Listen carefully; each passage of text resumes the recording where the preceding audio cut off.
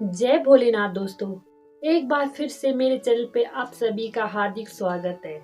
10 महाविद्या रूपों में आज हम बात करेंगे माँ भुवनेश्वरी की। माँ भुवनेश्वरी समस्त भू की स्वामिनी है। भुवन शब्द का अर्थ होता है संसार या ब्रह्मांड। ईश्वरी का अर्थ होता है स्वामिनी या भगवान, जो समस्त संसार और समस्त ब्रह्मांड की ईश्वरी है, स्वामिनी है। वही हमारी माँ भुवनेश्वरी है। माँ भुवनेश्वरी समस्त संसार को चलाने वाले काल अर्थात समय की भी जन्मदात्री है। माँ से ही समस्त ब्रह्मांड पैदा होता है और माँ ही वो शक्ति है जो इस ब्रह्मांड को चलाती है।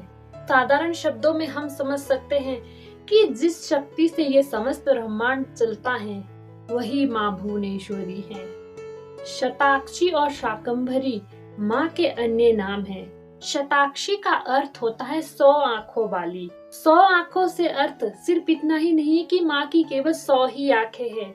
जब भी हमें कोई परसेंटेज देनी होती है तो हम कहते हैं कि 100% है, मतलब कि पूरा का पूरा है। 100 आंखें भी इसी बात का प्रतीक है कि माँ सृष्टि के कण कण में वास करती हैं और कोई भी ऐसी जगह और वस्तु नहीं है जिसमें माँ का वास नहीं है, जिसमें माँ की दृष्टि नहीं है। इसी का प्रतीक उनका शताक्षी नाम है। और शाकंभरी का अर्थ होता है पोषण करने वाली देवी, जो समस्त संसार का पोषण करती है। वो माँ शाकंभरी है। इस रूप में माँ के 4 हाथ दिखाए जाते हैं, जिसमें पाश, अंकुश, अभय मुद्रा और बर मुद्रा दिखाई जाती है। पाश शक्ति का प्रतीक है, जबकि अंकुश मार्गदर्शन और व्यवस्था का प्रतीक है। माँ ही इस संसार में सर्वशक्तिमान है। उनकी शक्ति से ही समस्त संसार चलता है और उनका ही मार्गदर्शन है जो समस्त प्राणियों को अच्छी राह दिखाता है। और संपूर्ण ब्रह्मांड की व्यवस्था के पीछे वो माँ ही शक्ति है। अभय मुद्रा का अर्थ है उनके भक्तों को किसी से भी भय खाने की आवश्यकता नहीं है।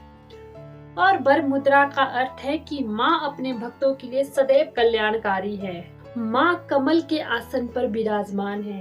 उनके त्रिनेत्र हैं और माँ के मस्तक पर चंद्रमा शोभित है।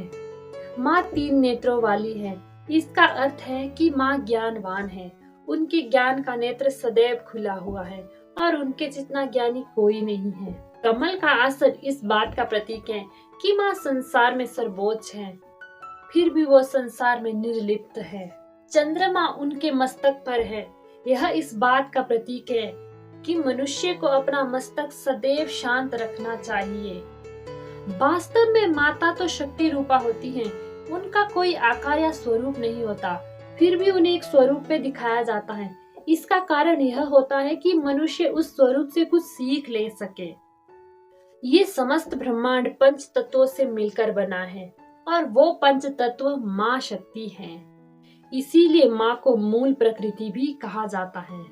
अगर हम माँ भुवनेश्वरी को सरल शब्दों में जानना चाहते हैं तो हमें बस इतनी सी बात समझनी है। माँ भुवनेश्वरी वो शक्ति है जो सृष्टि का निर्माण करती है, इसकी व्यवस्था करती है अर्थात इसे चलाती है और अंत में जिसमें सब कुछ मिल जाता है वही माँ भुवनेश्वरी है। जय माँ भुवनेश्वरी। अगर इस वीडियो से आपको कुछ भी जानने को मिला हो तो वीडियो को लाइक, कमेंट और शेयर करना ना भूलिए। और ऐसी ही वीडियो और देखने के लिए चैनल को सब्सक्राइब करना ना भूलें। धन्यवाद।